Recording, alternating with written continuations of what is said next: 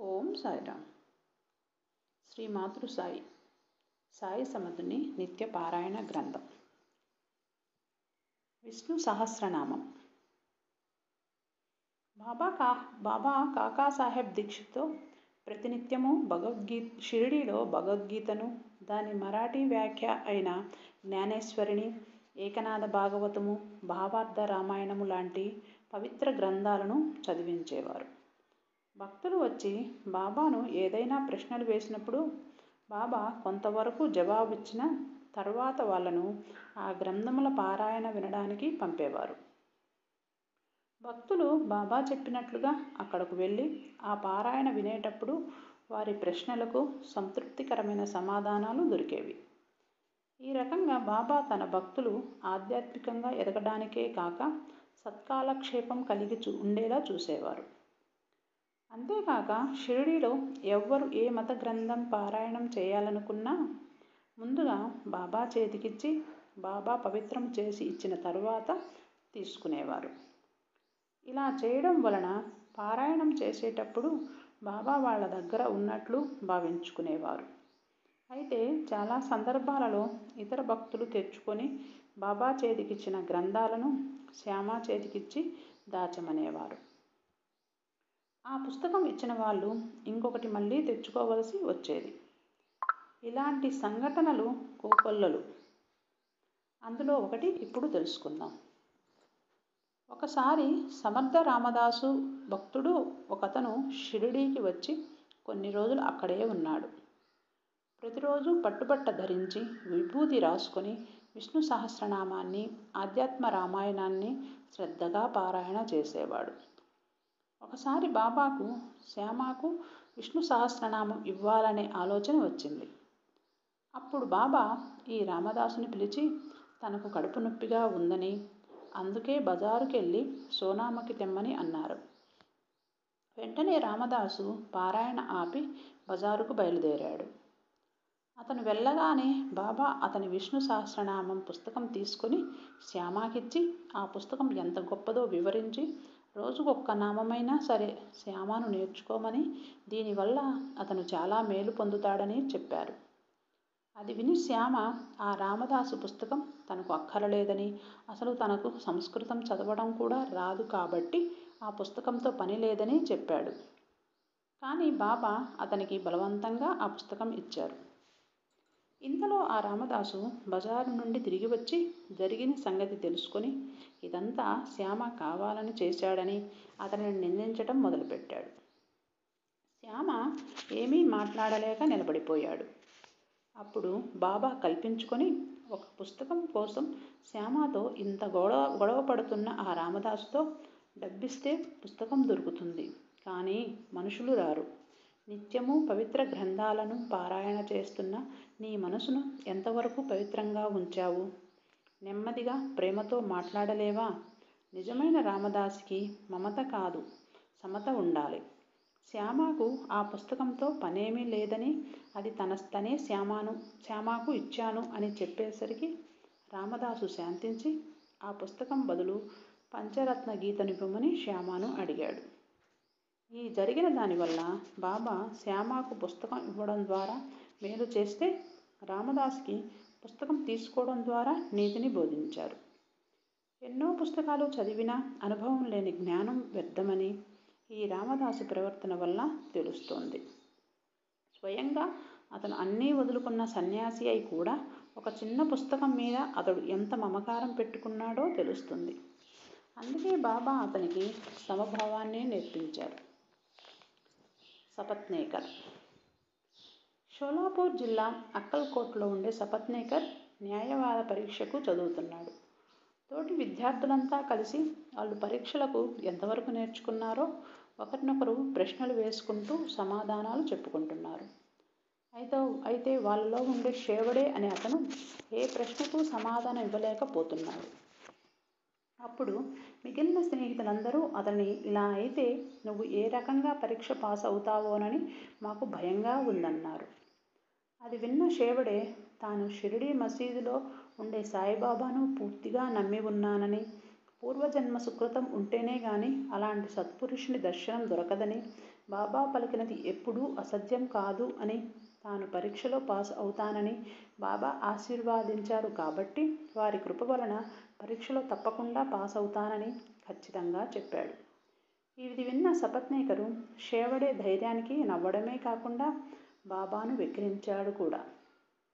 ఆ తరువాత న్యాయవాద పరీక్షలో పాస్ అయిన సపత్నేకరు అక్కల్కోటలో న్యాయవాదిగా సిద్ధపడ్డాడు. ఈ రకంగా 10 సంవత్సరాలు గడిచాయి. 1913లో అతనికి ఒక్కగానొక్క కొడుకు గొంతు వ్యాధితో చనిపోయాడు. దాంతో సపత్నేకరు విరక్తి చెంది పండరీపురము, గానుగాపురము వంటి పుణ్యక్షేత్రాలకు వెళ్ళి శాంతి పొందాలనుకున్నాడు.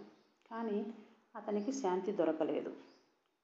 అంతలో అతనికి షేవడే మాటలు, అతనికి బాబాపై ఉన్న నమ్మకం గుర్తుకు వచ్చి తాను కూడా షిరిడీ వెళ్ళి సాయిని దర్శించాలనుకొని తన తమ్మునితో కలిసి షిరిడీ వెళ్ళి బాబాకు నమస్కరించగానే బాబా బయటకు పొమ్మని అరిచారు. కొంతసేపు అయిన తరువాత ప్రయత్నించినా బాబా సపత్నేకర్ను మసీదు ఖాళీ చేయమని ఆజ్ఞాపించారు. చేసేదేమీ లేక వాళ్ళు బాబా ఆజ్ఞ ప్రకారం షిరిడీ విడవవలసి వచ్చింది. 1 సంవత్సరము గడిచింది. కానీ అతని మనసు శాంతించలేదు. ఎన్ని పుణ్యక్షేత్రాలు తిరిగినా అతనికి అశాంతి పెరిగిందే కానీ తగ్గలేదు. ఇక కాశీ వెళ్ళాలని నిర్ణయించుకున్నాడు. ప్రయాణానికి 2 రోజుల ముందు సపత్నేకరు భార్యకు కలలో ఒక పకీరు కనిపించారు. కలలో ఆమె నీళ్ల కోసం కుండ తీసుకుని వెళ్తుండగా వేప చెట్టు కింద కూర్చున్న పకీరు ఈమె దగ్గరకు వచ్చి, ఓ అమ్మాయి, అనవసరంగా భయపడవద్దు, నేను స్వచ్ఛమైన జలంతో నీ కుండ నింపుతాను అంటుంటే ఆమె భయపడి ఖాళీ కుండతో పరిగెత్తుతుంటే పకీరు ఆమె వెంట పరుగు పడుతుండగా ఆమెకు మెలకువ వచ్చింది. ఆమె తన కలను భర్తకు చెప్పగా కలలో కనిపించిన పకీరు బాబానే అని గ్రహించి అదే శుభశకునమని ఇద్దరూ షిరిడీ చేరారు. కలలో కనిపించిన పకీరుకు బాబాకు తేడా ఏమీ లేదని ఆమె గ్రహించింది. ఎంతో భక్తితో ఆమె బాబాకు సాష్టాంగ నమస్కారం చేయగానే బాబా తన చేతులు, నడుము, కడుపు చాలా రోజుల నుంచి నొప్పి పుడుతున్నాయని, ఎన్ని మందులు వాడినా నొప్పులు తగ్గకపోవటం వలన విసుగ్గా ఉందని, కానీ ఇక్కడకు రాగానే నొప్పులన్నీ తగ్గిపోయినందుకు ఆశ్చర్యంగా ఉందని అన్నారు. పేరు చెప్పకపోయినా ఇదంతా సపత్నేకరు భార్య గురించే. బాబా చెప్పినట్లుగానే ఆమె నొప్పులు త్వరలోనే తగ్గిపోయాయి. ఇక సపత్నేకరు బాబా దర్శనం చేసుకోగానే బాబా మళ్ళీ బయటకు పొమ్మన్నారు. బాబా ఈ రకంగా ప్రవర్తించడానికి 10 సంవత్సరాల ముందు తను బాబాను నిందించిన దాని ఫలితమని అతను గ్రహించి ఎంతో పశ్చాత్తాపముతో కుమిలిపోయాడు. బాబాను ఒంటరిగా కలిసి జరిగిన దానిని బాబాను క్షమాపణ కోరి తన శిరస్సును బాబా పాదాల ముందుంచాడు. అప్పుడు బాబా తన చేతిని అతని తలపై ఉంచారు. సపత్నేకరు బాబా కాళ్ళనొత్తుతూ అక్కడ కూర్చున్నాడు. అప్పుడు ఒక గొల్ల స్త్రీ బాబా నడుమును పడుతోంది. బాబా ఆమెతో ఒక కథ చెప్పడం ప్రారంభించి అందులో సపత్నేకరు జీవితంలో పడిన కష్టాలన్నీ చెప్తూ వాటితో పాటు అతని ఒక్కొక్క కొడుకు మరణించిన కథను కూడా చెప్పాడు. బాబా చెప్పిన కథ తనదే అని సపత్నేకరు ఆశ్చర్యపోయి బాబా సర్వజ్ఞుడవ్వడం వలన తన సంగతులను గ్రహించారని తెలుసుకున్నాడు. అప్పుడు బాబా ఆ స్త్రీతో సపత్నేకరు వైపు చూపిస్తూ, ఇతను తన కొడుకును నేను చంపానని అంటున్నాడు, ప్రజల పిల్లలను చంపుతానా అని అంటూ ఇతను మసీదు వచ్చి ఏడవడమెందుకు, అదే బిడ్డను ఇతని భార్య గర్భంలోకి మరలా తీసుకొని వస్తానని చెప్పి అతని తలపై చేయి వేసి ఓదార్చారు. అంతేకాక అతనితో, ఈ పాదములు ముదుసలివి, పవిత్రమైనవి, ఇక నీ కష్టాలు తీరిపోయాయి, నా మీద నమ్మకముంచు, నీ కోరికలు తీరుతాయి అని చెప్పారు. సపత్నేకరు సంతోషంతో బాబా పాదాలను కన్నీటితో అభిషేకించాడు. ఆనాటి రాత్రి చావడి ఉత్సవంలో బాబా అతనికి పాండురంగనిగా దర్శనమిచ్చారు. మర్నాడు తన ఇంటికి తిరిగి వెళ్ళేటప్పుడు సపత్నేకరు బాబాకు మొదట ₹1 దక్షిణనిచ్చి బాబా అడిగితే ఇంకొక రూపాయి లేదనకుండా ఇవ్వాలని మనసులో అనుకున్నాడు. మసీదుకు వెళ్ళి ₹1 దక్షిణ ఇవ్వగానే బాబా అతనిని ఇంకొక రూపాయి కూడా అడిగారు. తర్వాత బాబా వాళ్ళను ఆశీర్వదించి అతనికి ఒక కొబ్బరికాయను తీసుకొని అతని భార్య చీర కొంగులో పెట్టి ఎటువంటి ఆందోళన కానీ ఆలోచన కానీ లేకుండా హాయిగా ఇంటికి వెళ్ళమని చెప్పారు. 1 సంవత్సరము తర్వాత వాళ్లకు ఒక కొడుకు పుట్టాడు. 8 నెలల కొడుకుతో భార్యాభర్తలిద్దరూ షిరిడీకి వచ్చి బాబును బాబా పాదాలపై ఉంచి బాబా తమకు చేసిన సహాయానికి సాష్టాంగ నమస్కారము తప్ప ఇంకేమీ చేయలేని నిస్సహాయులమని విన్నవించుకున్నారు. బాబా రుణం ఎప్పటికీ తీర్చుకోలేమని, ఇక మీదట తాము బాబా పాదాలను ఆశ్రయించి ఉంటామని, అంతేకాక వాళ్ళ మనసులను బాబా భజనల వైపు మరల్చాల్సిందిగా బాబాను ప్రార్థించారు. తర్వాత వాళ్లకు ఇంకా 2 కొడుకులు పుట్టారు. బాబా మాటలు యథార్థమై తీరుతాయని తెలుసుకున్న సపత్నీకరు జీవితంలో తాను బాబా చేసిన మేలు మర్చిపోక సదా బాబా నిజభక్తుడయ్యాడు. పై కథలన్నిటిలో మన ప్రవర్తనలో ఉన్న తప్పులు చెప్పి వాటిని ఎలా సరిదిద్దుకోవాలో చెప్పారు. త్వమేవ సర్వం మమ దేవ దేవ. ఓం సాయిరామ్.